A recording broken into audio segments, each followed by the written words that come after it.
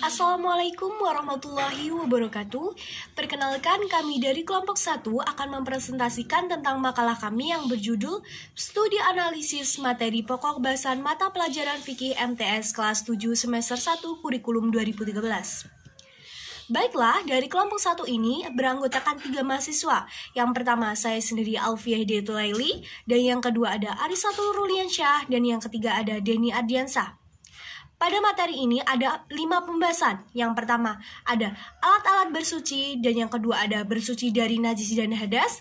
Yang ketiga ada sholat fardu 5 waktu, yang keempat ada sholat berjamaah, dan yang terakhir ada berzikir dan berdoa setelah sholat.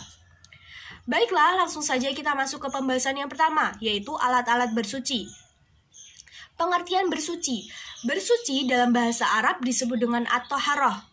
Toharoh menurut bahasa ialah bersih dan bersuci dari segala kotoran, baik yang nyata seperti najis maupun yang tidak nyata seperti aib. Sedangkan menurut istilah para fuqaha berarti membersihkan diri dari hadas dan najis seperti mandi, berwudu, dan bertayamum. Perbedaan bersuci dan membersihkan. Bersuci itu disertai dengan niat, sedangkan membersihkan tidak disertai dengan niat. Yang kedua, tata cara bersuci diatur oleh syariat berdasarkan fikih, sedangkan membersihkan tidak ada tata cara yang diatur oleh syariat fikih. Persamaannya, bersuci dan membersihkan sama-sama bertujuan untuk membersihkan. Dan yang kedua, sama-sama mengikuti pola hidup sehat. Pembagian bersuci berdasarkan sifatnya dibagi menjadi 2. Yang pertama ada bersuci lahiriah atau hisiah, yaitu meliputi kegiatan bersuci dari najis dan hadas.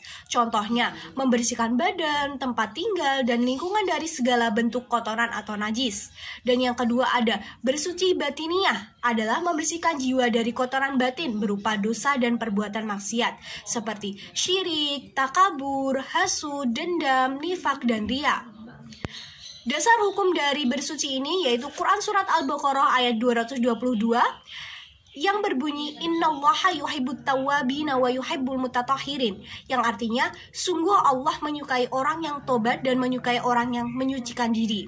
Selain itu Quran Surat Al-Maidah ayat 6 dan Quran Surat At-Taubah ayat 108. Baiklah, langsung saja alat-alat bersuci. Yang pertama ada air mutlak, air suci yang mensucikan. Contohnya, ada 7 macam air pada air mutlak ini. Yang pertama ada air hujan, air sumur, air laut, air sungai, air salju, air telaga, dan air embun. Yang kedua ada air mutanajis atau air najis. Air yang sudah berubah warna, bau, dan rasanya karena najis. Yang ketiga ada air mustamal, air suci tetapi tidak mensucikan. Contohnya air yang sedikit ukurannya atau kurang dari 2 kulah dan bekas pakai telah digunakan untuk bersuci walaupun tidak berubah warnanya. Dan yang terakhir ada air musammas. Air musammas itu adalah air yang dijemur atau terkena panas matahari. Selain air ada benda selain air, yaitu benda-benda selain air yang dapat digunakan untuk bersuci adalah benda yang mampu menyerap air. Contohnya adalah kayu, batu, tisu kering, tanah, pecahan genting, atau benda-benda lainnya. Semua benda tersebut harus dalam keadaan bersih. Bersuci dengan batu agar hasilnya bersih dan sekaligus menyucikan, maka harus dipenuhi dengan syarat-syaratnya. Hikmah dari toharoh ini adalah toharoh termasuk tuntunan fitrah. Yang kedua, memelihara kehormatan dan harga diri orang Islam. Yang ketiga, memelihara kesehatan. Yang keempat, menghadap Allah dan keadaan suci dan bersih.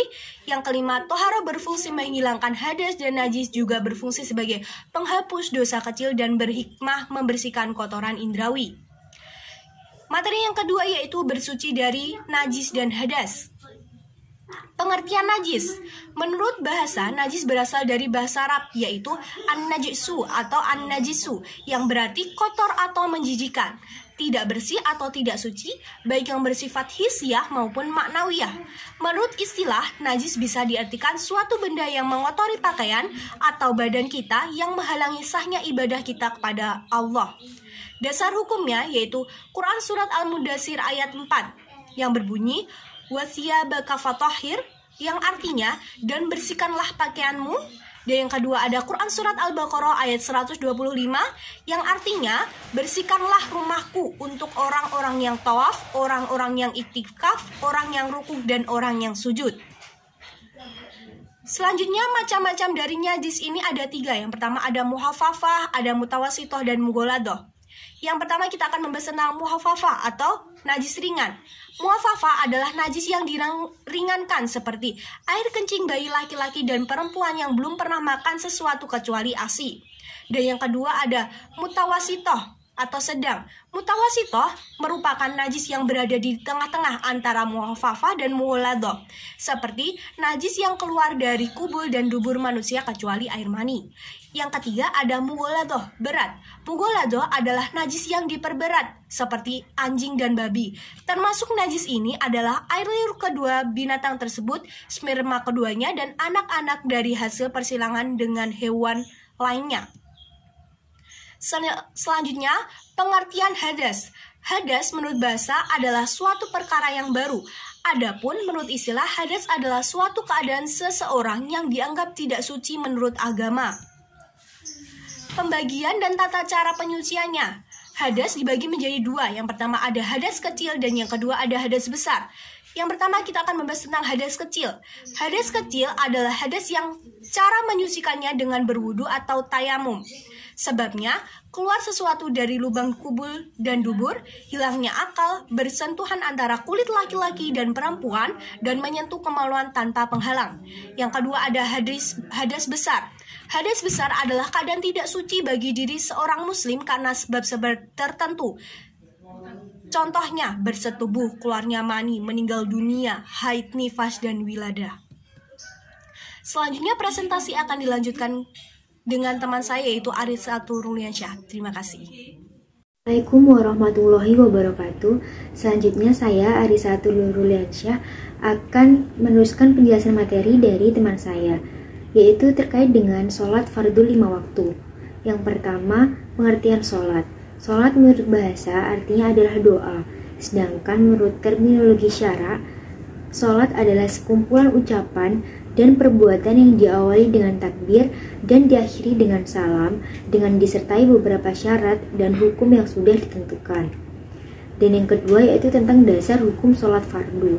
Itu berdasarkan Quran Surat An-Nisa ayat 103 berbunyi, sholat merupakan salah satu rukun Islam yang wajib dan harus dilaksanakan berdasarkan ketetapan Al-Quran, Sunnah, dan Ijma'. Dan yang ketiga yaitu tentang syarat dan rukun sholat. Syarat sholat itu dibagi menjadi 2. Yang pertama yaitu syarat wajib, ada Islam dan balik. Dan yang kedua itu ada syarat sah sholat. Yang pertama ada mengetahui waktu sholat. Yang kedua suci dari hadas kecil maupun besar. Yang ketiga suci badan, pakaian, tempat dari najis. Yang keempat menutup aurat. Yang kelima menghadap kiblat. Dan yang terakhir niat. Sedangkan rukun sholat itu yang pertama ada niat, berdiri bagi yang mampu, takbiratul ikram, membaca Al-Fatihah, ruku dan tumakninah, i'tidal dan tumakninah, sujud dan tumakninah, duduk di antara 2 sujud dengan tumakninah, duduk akhir, membaca tahiyat, membaca sholawat Nabi, membaca salam, dan yang terakhir yaitu tertib. Yang selanjutnya yaitu terkait dengan waktu sholat. Waktu sholat subuh itu mulai dari terbit fajar, sidik hingga terbitnya matahari di sebelah timur. Dan waktu sholat zuhur itu mulai dari condongnya matahari dari tengah-tengah langit hingga ketika bayangan suatu benda itu sama panjang dengan benda tersebut. Dan yang ketiga yaitu waktu sholat asar itu mulai ketika bayangan suatu benda yang sama panjang tersebut hingga terbenamnya matahari secara keseluruhan. Dan yang ketiga yaitu waktu sholat maghrib itu dimulai dari terbenamnya matahari secara keseluruhan hingga terbenamnya mega merah. Dan yang terakhir yaitu waktu sholat isya itu mulai dari akhir waktu maghrib hingga terbitnya fajar. Dan yang selanjutnya yaitu hal-hal yang membatalkan sholat. Yang pertama ada meninggalkan salah satu rukun atau sengaja memutuskan rukun sebelum sempurna. Yang kedua, meninggalkan salah satu syarat. Yang ketiga, sengaja berbicara. Yang keempat, banyak bergerak. Yang kelima, makan dan minum. Yang keenam, terbukanya aurat. Yang ketujuh, membelakangi kiblat. Yang kedelapan, makan dan minum baik sedikit maupun banyak. Yang kesembilan, tertawa dengan keras. Yang kesepuluh, terkena hadas baik kecil maupun besar, yang mana hadas tersebut hadas baru. Dan yang terakhir yaitu murtad. Dan yang selanjutnya yaitu saya akan sedikit menjelaskan materi tentang sholat berjamaah. Pengertian sholat berjamaah itu sendiri adalah apabila dua orang atau lebih sholat bersama-sama dan salah satu dari mereka mengikuti yang lain. Selanjutnya, hukum dari sholat berjamaah itu adalah fardu ain. Sebagian pendapat juga mengatakan sholat berjamaah itu adalah fardu kifayah. Dan sebagian lagi ada yang berpendapat bahwa hukum sholat berjamaah itu adalah sunnah muakkad. Sekian penjelasan materi dari saya, nanti akan disambung dengan teman saya yaitu Denny. Terima kasih. Assalamualaikum warahmatullahi wabarakatuh. Di sini saya Denny Ardiansyah akan melanjutkan presentasi dari teman-teman saya mengenai berzikir dan berdoa setelah sholat.